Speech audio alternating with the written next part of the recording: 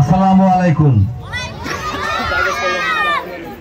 খোকসা পৌরসভার ৬ নম্বর কর্তৃক আয়োজিত সদ্য উপজেলা নির্বাচনে নবনির্বাচিত চেয়ারম্যানের সংবর্ধনা অনুষ্ঠানের সম্মানিত সভাপতি, ৪, ৫, ৬ ওয়ার্ডের সংরক্ষিত আসনের কমিশনার শিলা,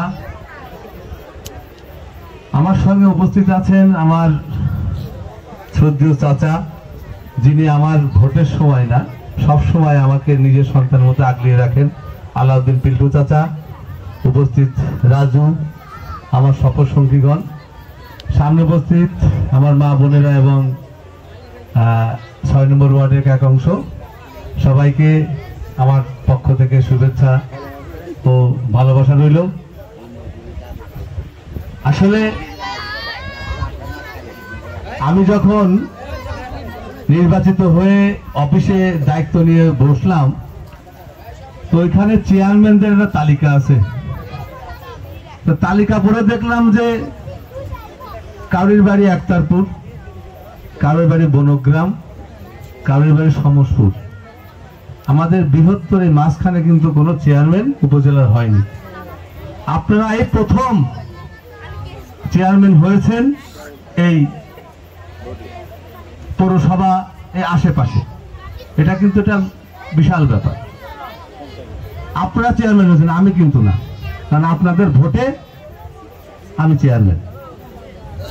যাই হোক, উপজেলা চেয়ারম্যান কি জিনিস, এদের কি কর্ম, এরা কি উন্নয়ন করতে পারে, এটা কিন্তু আমরা আজ পর্যন্ত 20 বছরেও জানি না। জানেন নাকি?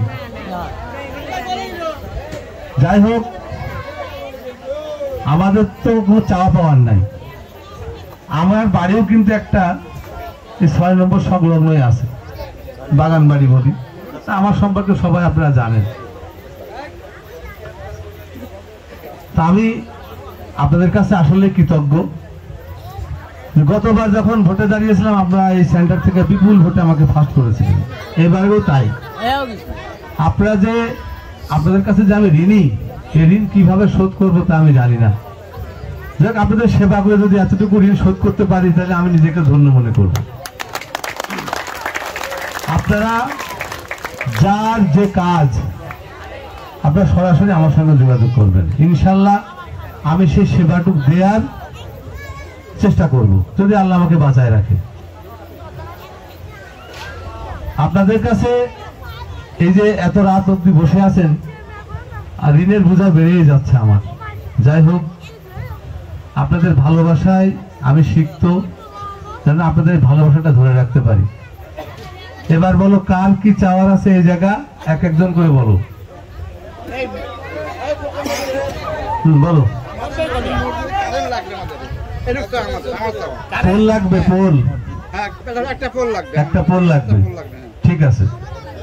যত দ্রুত সম্ভব এই লাইন লেগে যাবে, ঠিক আছে। আর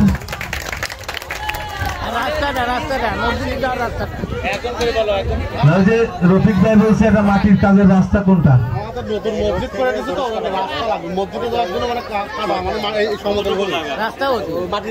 মাটির ফেলানোর কাজ লাগবে, মানে বৃষ্টিতে আমরা তাতেই পাবো না।